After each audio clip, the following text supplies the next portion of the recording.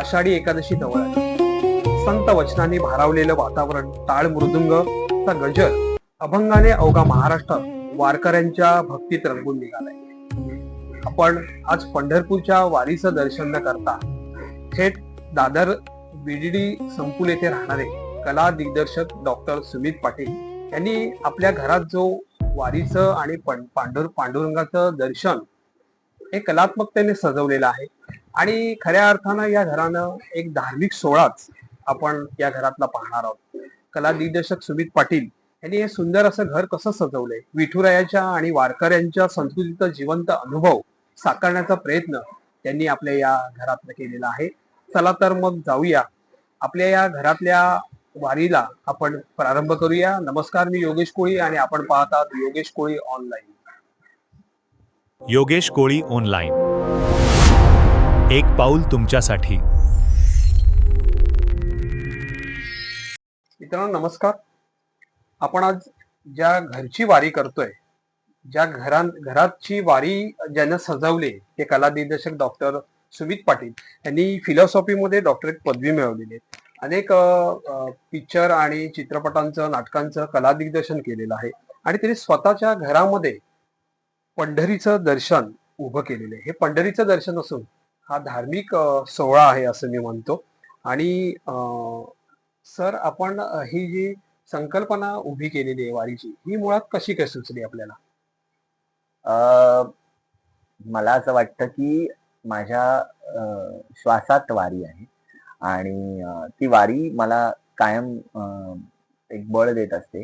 कारण पूर्ण वर्षभर काम केल्यानंतर मला असं वाटतं की वारी आपल्याला एक स्वातंत्र्य देते आणि मी दरवर्षी वारी करतो आणि वारी मी पूर्ण नाही, पण मला मला जसं जमेल की बाबा म्हणजे पुण्यातनं पुढपर्यंत गेलो, सासवड पर्यंत गेलो, किंवा मग कधीतरी लोणंद केलं, कधीतरी मंगळवेढा केला, कधीतरी पंढरपूरला गेलो. तर मला ज्या चंक मध्ये करता येईल, पण मला वारी करायला ह्याच्यासाठी आवडते कारण मुळात वेगवेगळी माणसं आपल्या आजूबाजूला असतात. ते आपल्या बरोबर संवाद साधायचा प्रयत्न करत असतात. त्यांचे चेहरे इतके हसरे असतात की असं वाटतं की आपण एका अशा ठिकाणी आहोत की जिथे खऱ्या अर्थानं माणुसकी जपली जाते. आणि आजच्या काळामध्ये जर बघायला गेलं, आपण कुठल्याही गोष्टीमध्ये जेव्हा बघतो की आपल्याला एखाद्या आनंदाची जर आपल्याला गरज असेल तर आपण काय विचार करतो की वेगवेगळे लक्झुरियस गोष्टी असायला पाहिजे. पण मला असं वाटतं की वारी आपल्याला सगळी लक्झुरी घेऊन येते. आणि बऱ्याचदा असं झालंय की मी वारीला असताना वेगवेगळ्या कविता, वेगवेगळ्या गाणी, वेगवेगळ्या अभंग, वेगवेगळ्या लोककलातले प्रकार हे इतकं जवळून बघायला मिळाला, इतका अभ्यास झालाय आणि तो अभ्यास मला माझ्या स्वतःच्या आयुष्यासाठी उपयोगी पडतो. आणि म्हणून मला असं वाटतं की वारी ही केवळ एक उत्सव किंवा म्हणून मला असं वाटतं की वारी हा एक केवळ उत्सव किंवा सण नसून तो एक रिसर्च आहे, जो एक अभ्यास आहे. आणि त्यामुळे वारी चालू असताना किंवा वारी घडत असताना मनाला एकदम आनंद असतो. आणि म्हणून मला असं वाटलं की आपल्या घरातलं जे सगळं काही सजावट आहे तर ती वारीमय असावी. आणि खरं सांगू का, म्हणजे ही जेव्हा बेडरूम मी करायची ठरवली तेव्हा मी त्याला असं काही स्पेसिफिक नाव नव्हतं दिलेलं. पण मला असं वाटतं की जे माझ्या घरी येतात, म्हणजे जसं तू आज आलायस आणि माझी वारी घडते, तर मला असं वाटतं की ती वारी घडत राहो. आणि म्हणून त्यामुळे इथे जर तू आजूबाजूला सगळी चित्र किंवा फोटोग्राफ्स किंवा सगळं बघितलं, ते वारीच्या रिलेटेड सगळं आहे. आणि माझी अशी इच्छा होती की माझे जे मित्र परिवार आहे त्यांनी आपल्याला वेगवेगळी चित्र करून द्यावीत किंवा त्यांनी आणि सगळ्यांना माहितीये, म्हणजे माझं अजून घरातलं म्हणजे घरचं जे आपण म्हणतो की वास्तू शांती वगैरे नाही झाली. आम्ही फक्त गणेश पूजन करून आलोय, पण वास्तू शांती आम्ही श्रावणात करणार आहोत आणि त्यावेळेला सगळे येतीलच. पण मला काय आवडतं तर हे सगळ्या लोकांना माहितीये की मला विठ्ठल आवडतो आणि विठ्ठलाची रूपं मी निसर्गात साकारत असतो, त्यामुळे ते सगळ्यांना माहिती आहे. तर आज आपल्याला सगळ्यांना माहिती असेल की गणेश नावाचा एक मोठा फोटोग्राफर आहे जो हरामखोर या नावाने फोटोग्राफी करतो आणि त्यांनी त्याचे फोटोज काही वारीतले मला दिले. नंतर एक नितीन मोटूपल्लू नावाचा मुलगा आहे जो तसा साऊथचा आहे आणि त्याचं असं म्हणणं की आमच्या साऊथ मध्ये पण विठ्ठलाला तेवढंच मानलं जातं. तर ते तसंच आहे ना, म्हणजे विठ्ठल हा सगळीकडनं प्रवास करून येऊन पंढरपूरला थांबलाय आपल्या सगळ्यांसाठी. तर त्यामुळे त्यांनी हे चित्र केलं. तेजस लोखंडे म्हणून एक डॉक्टर आहे आयुर्वेदातला. तर तो अतिशय सुंदर मोडी लिपीमध्ये काम करतोय. तर त्यांनी काही कॅलिग्राफीतले हे बोल माझ्या कपाटावर रेखाटले. त्याच्यानंतर एक पालघरमधली मुलगी आहे सई, तिने मला एक चित्र दिलं वारली पेंटिंग स्टाईलमध्ये. त्याच्यानंतर एक मिनिएचर मला संग्रामनी दिलं. त्याच्यानंतर अशा बऱ्याच छोट्या गोष्टी आहेत ज्या वेगवेगळ्या लोकांनी मला आणून दिलेल्या आहेत. तर मला असं वाटतं की वारी ही माणसांमुळे घडत जाते आणि ती घडत गेली आहे. आणि मग हे सगळे जे तुला जॉईन झाले सगळे छोट्या छोट्या गोष्टीतनं, त्या गोष्टीला खऱ्या अर्थानं भक्तीचा सुगंध आहे असं मी म्हणेन. खरं तर मला कधी योग आला नाही वारीत जाण्याचा, पण आज मला यांच्या घरातनं वारीचा योग आलेला आहे. हे जे घर सजवताना मग तुला किती वेळ लागला हे सगळं घर सजवताना वगैरे? अ, अ, बघ खरं तर एक जसं तू म्हणतोयस की कला दिग्दर्शक म्हणून काम करत असताना, तर मला असं वाटतं की कला दिग्दर्शक म्हणून काम करत असताना आम्हाला सगळ्यात कमी वेळ मिळतो की एखादं घर लावायचं असेल किंवा सेट लावायचा असेल. पण तसं इथे मी करून चालणार नव्हतं. पण एका बाजूने आम्हाला करावं पण लागणार होतं, कारण आम्ही ज्या ट्रान्झिस्ट कॅम्पमध्ये राहत होतो, तर तिथून आम्हाला इथे एका महिन्यात शिफ्ट होण्याची एक मुभा दिली होती. सेटवर जशी घाई असते तशी घरात घाई होती आणि त्याआधी मला एक गोष्ट सांगायची आहे, जी मी अनेकदा सांगतो, की माझे बाबा मुंबई पोलीस मध्ये होते. त्यामुळे आम्हाला ही पोलिसांच्या ज्या बिडडी चाळी होत्या त्यातनं आम्हाला ही घरं मिळालेली आहेत. आणि त्यासाठी सर्वेसर्वा प्रयत्न करणारे त्यावेळेचं महाराष्ट्र शासन आणि देवेंद्रजी फडणवीस यांनी केलेल्या सगळ्या प्रयत्नांमुळे शक्य झालं. म्हणजे मला त्यांचा एक थॉट खूप आवडतो, तो म्हणजे की आपला जो भूमिपुत्र आहे किंवा आपले जे इथे आलेले वस्ती करून राहिलेले जे लोक आहेत ते तिथेच राहावेत आणि त्यांना ती घरं मिळावीत. म्हणून खरं तर हे आज शक्य झालंय सगळं. एवढ्या मोठ्या घरात जाण्याचं स्वप्न सगळ्यांचं पूर्ण झालंय. आणि दादर आणि नायगाव हा परिसरच मुळात मला असं वाटतं की ऑलरेडी त्याच्या आतमध्ये एक श्वास आहे जो उत्सवाचाच आहे. म्हणजे आम्ही प्रत्येक दिवस उत्सवमय साजरा करत असतो आणि त्यामुळे ही गंमत आहे. तर हे सगळं तयार होताना मला 2 महिन्यांचा वेळ लागला आणि 2-2.5 महिने, कारण ह्या प्रत्येक गोष्टी आता कसं असतं की आपण लाकूड कुठलं वापरतोय किंवा हे सगळं सागवानमध्ये करून घेतलंय. ह्या बाकीचे काही स्कल्पचर्स आहेत ते सगळे मातीचे करून मग फायबरमध्ये केलेले आहेत. त्याच्यानंतर आता ही वीणा दिसते, तर ही वीणा मी पंढरपूरवरनं आणलेली आहे. तर टाळ लावलेले आहेत मी एका वॉलवरती. मी काही ठिकाणी चिपळ्या आणि टाळ लावलेले आहेत. काही पंढरपूरवरनं आणलंय, काही लालबागवरनं आणलंय, काही वेगवेगळ्या ठिकाणांवरनं आणलंय. म्हणजे जिथे जिथे जे मला मिळत गेलं ते सगळं वारी वापरलं गेलंय. आणि मला असं वाटतं की हे सगळं होताना वेळ तर लागत होताच, पण मला त्या सगळ्या प्रोसेसमध्ये खूप मजा येत होती. पण मग हे आता सगळं वारीचं घर तयार झाल्यानंतर एक वेगळा आनंद तुला येतोय?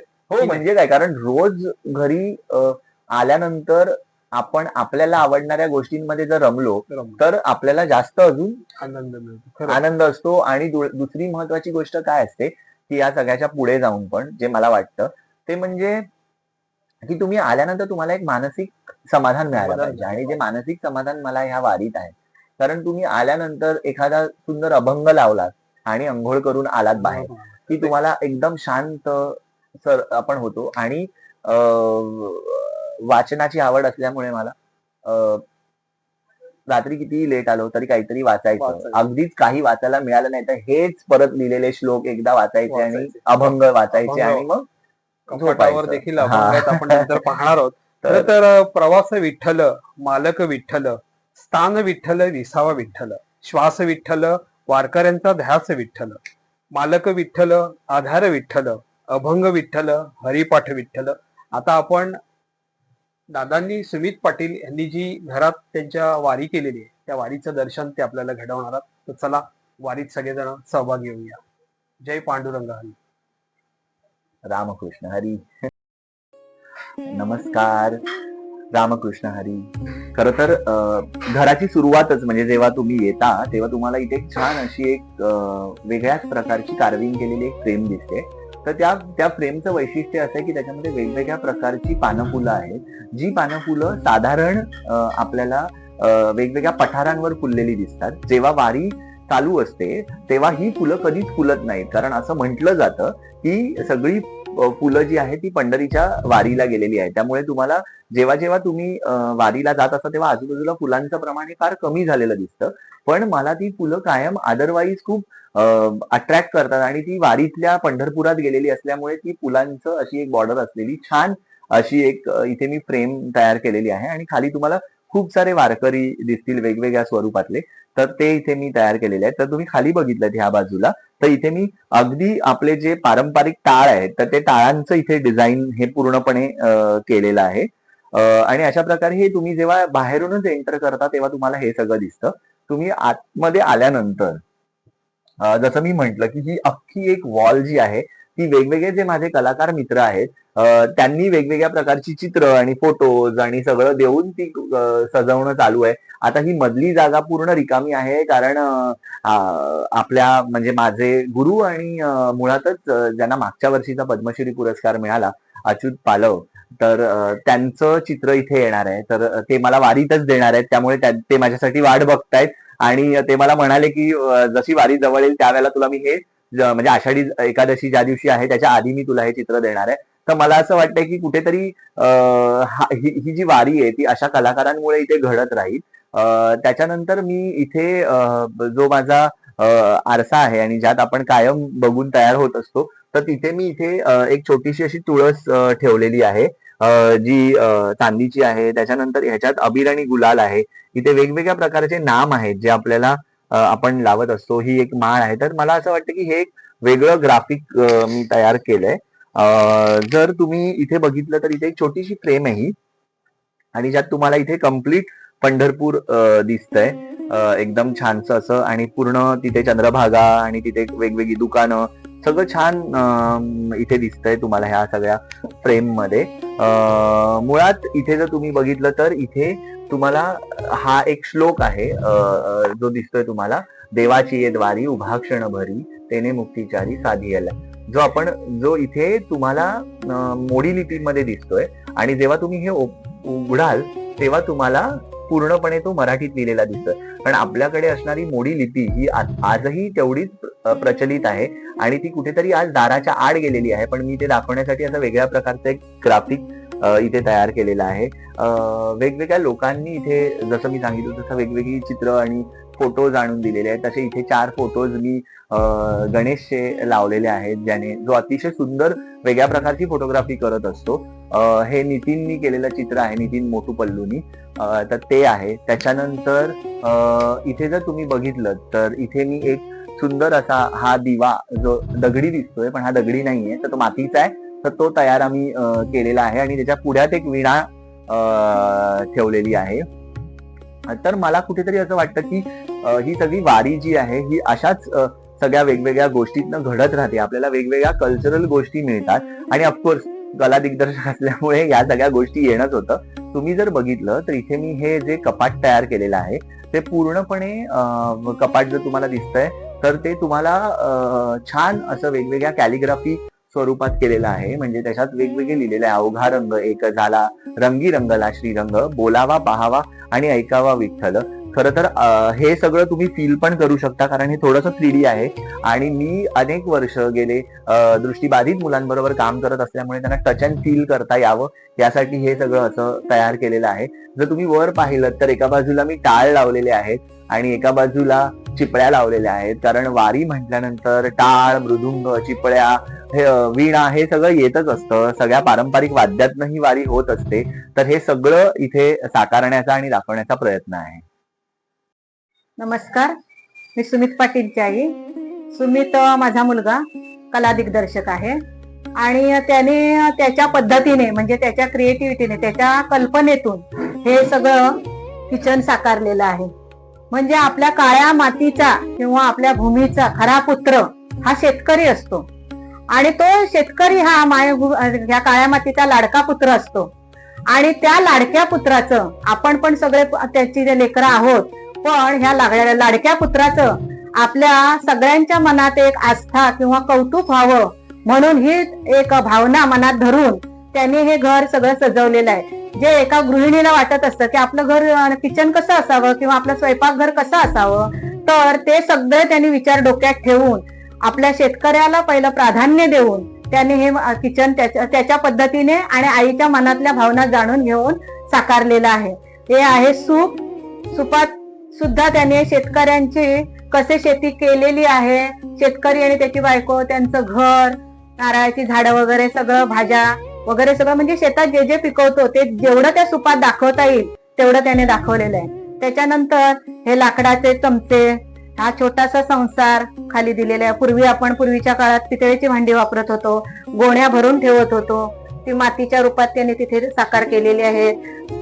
पक्कड, चमचा, ही किटली, म्हणजे पूर्वीची जी घंगाळ, हे पूर्वीची जी सर्व छोटी छोटी आपण भांडी वापरत होतो, म्हणजे मोठी वापरत होतो, पण आता ती काय आपण मोठी वापरत नाही. आता या कलियुगात किंवा आताच्या या युगात आपण ते वापरत नाही. स्टील, स्टेनलेस स्टील वापरतो, पण त्याची जाणीव असावी म्हणून हे सर्व त्यांनी साकारलेलं आहे. इथे चिनी मातीच्या बरण्या ठेवलेल्या आहेत, हे काचेचं, आणि हे प्रत्येक जे स्टोअर केलेलं आहे किंवा कपाट जी केलेली आहेत त्या कपाटाच्या आतमध्ये काय साधारण असेल ते आपल्याला इथे चित्राच्या रूपाने दाखवलेलं आहे.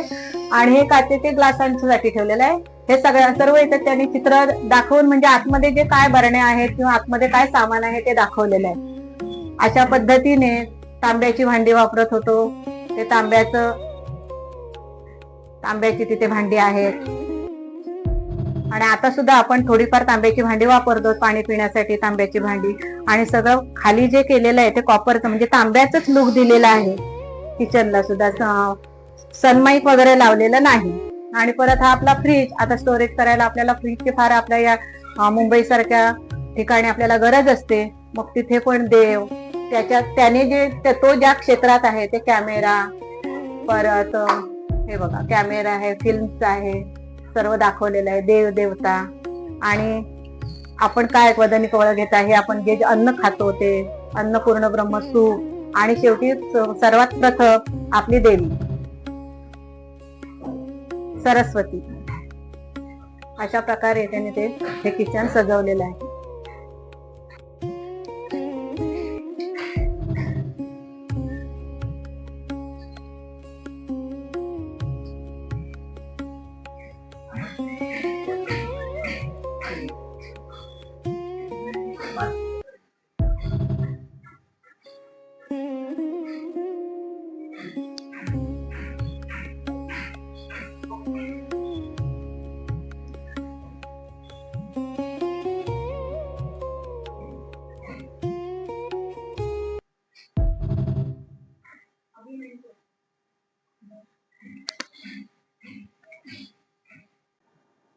खर तर ही सगळी वारी जेव्हा घडत होती, म्हणजे माझ्या घरातली सगळी इंटिरियरची वारी, तेव्हा जी काही महत्वाची मंडळी होती त्यातले आज दोघं आज अनायसे माझ्या घरी आलेले आहेत. म्हणजे ते म्हणतो ना आपण की एकत्र असल्यावर आणि एकत्र श्वास घेत असतानाचे जे खरे शिलेदार होते ते म्हणजे हा बबलू आहे, जो ज्याने हे सगळं इंटिरियर करताना पूर्णपणे वेळ दिलेला आहे. तो इंटिरियर डेकोरेशन म्हणूनच काम करतो आणि तो खूप चांगला कार्पेंटर आहे. आणि ओमकार आहे इकडे, जो ओमकार एक आर्टिस्ट आहे, म्हणजे जो पेंटर आहे आणि खूप सुंदर वॉल पेंटिंग करत असतो, मोठ्या मोठ्या वॉल पेंटिंग करत असतो. आणि हे सगळे लोक माझ्या छोट्या छोट्या गोष्टी डिस्कस करताना माझ्या बरोबर होते. आणि मुळात ओमकार आणि माझं खूपदा पुस्तकांवर बोलणं खूप होतं, कारण काय वाचतोय, काय काय काय करतोय. तर तो राहतो विरारला आणि विरारवरनं इथे येईपर्यंत तो मधल्या काळामध्ये पुस्तकं वाचत असतो. मग त्यातनं एक फिलॉसॉफिकल एक बॅकग्राऊंड क्रिएट होतो. आमच्या प्रत्येक कामामध्ये म्हणजे कला जेव्हा सादर होत असते तेव्हा एक गोष्ट त्याच्यामध्ये घडत असते, आणि ती गोष्ट म्हणजे मला असं वाटतं फिलॉसॉफी असते. आणि ती फिलॉसॉफी आपल्याला वाचनातूनच येते. आणि त्या सगळ्या फिलॉसॉफी आणून आम्ही सगळ्यांनी एकत्र येऊन आपली आपली डोक्याची शक्कल लढवून खरं तर हे घर तयार झालंय. त्यामुळे आपण म्हणतो कायम की बॅकस्टेजचे लोक कधी फ्रंटला येत नाही, पण तुझ्या निमित्तानं आज मला तुला थँक्स म्हणायचंय की माझ्यासारखा एक सतत कॅमेराच्या पाठी असणारा कला दिग्दर्शक तू लोकांसमोर आणतोयस, आणि माझ्यामुळे माझ्या बरोबर काम करणाऱ्या पूर्ण टीमलाही तू दाखवतोयस. त्यामुळे तुझे आभार आणि प्रेक्षकांचेही आभार, कारण त्यांना हे कसं वाटतंय घर, किंवा आपलं घरही असं असावं असं वाटत असेल तर त्यांनी नक्की माझ्याशी संपर्क करा. मला आवडेल की तुम्हालाही मदत करायला. त्यामुळे धन्यवाद आणि रामकृष्ण. मित्रांनो, वारीतला हा प्रवासाचा शेवट करत असताना कलेतले असलेले सुमित पाटील यांनी जवळजवळ 39 चित्रपटांचं आणि 96 नाटकांचं कला दिग्दर्शन केलेलं आहे. आणि कला दिग्दर्शन आपल्याला ह्या चित्रपटांचे पाटील साहेब काय सांगू शकता याच्यात? खर तर आपण ऍक्च्युली माझ्या रूम पासून सुरुवात करून आपण आता हॉल पर्यंत आलोय आणि मला असं वाटतं की माझ्या जशी म्हणजे माझ्या रूम मध्ये किंवा माझ्या स्पेस मध्ये जशी वारी तुम्हाला दिसते तशी माझ्या आयुष्याच्या कलेतल्या वारीची एक झलक इथे आहे. आणि खर तर इथे जर तुम्ही बघितलं तर इथे हे असे छान रूट्स आहेत, म्हणजे मुळं आहेत आणि त्या मुळांच्या इथे वेगवेगळ्या कला आहेत. त्या कलेला जर आपण पकडून राहिलो तर त्याचा एक वटवृक्ष जो आहे तो खूप सुंदर फुलू शकतो, हे मला दाखवायचं होतं. आणि ह्या पूर्ण जर्नीमध्ये मला ज्यांनी इन्स्पायर केलं, मग तो बायोस्कोपवाला असेल, एक वारकरी असेल, एक सफाई कामगार असेल किंवा फुगेवाले असतील ज्यांच्याकडे वेगवेगळे रंग दिसायचे, किंवा वासुदेव असेल जो स्वतःच एक वेगळाच परिवेश करून जो यायचा आणि आपल्याला खूप आनंद द्यायचा. त्याचप्रमाणे डोंबारी असेल जो बॅलन्स आपल्याला शिकवतो. त्याचप्रमाणे कुठल्याही प्रकारचे वादक असतील, अभंग गाणारे असतील, पोलीस असतील, या सगळ्या लोकांनी मला माझ्या पूर्ण कारकिर्दीमध्ये खूप जवळून ऑब्झर्वेशन करायला शिकवलं आणि त्यामुळे मला असं वाटलं की त्यांना कुठेतरी एक रिस्पेक्ट द्यावा. आणि त्याचप्रमाणे गिरणगाव आणि आपलं हे सगळं जे आहे कामगार वस्ती, तर ते सगळे असे सगळ्या वॉल्स आणि चाळी आणि हे सगळं दाखवलेलं आहे. आणि मग त्यातून काय होत गेलं तर मी शाळेत असताना, राजा शिवाजी विद्यालयात असताना मला बालश्री नावाचा पुरस्कार मिळाला, जो एपीजे अब्दुल कलाम यांच्या हस्ते मिळाला. आणि तो माझ्या आयुष्यातला सगळ्यात टर्निंग पॉइंट होता, कारण मला असं वाटलं की तेव्हा माझ्यावरती जास्त जबाबदारी वाढली.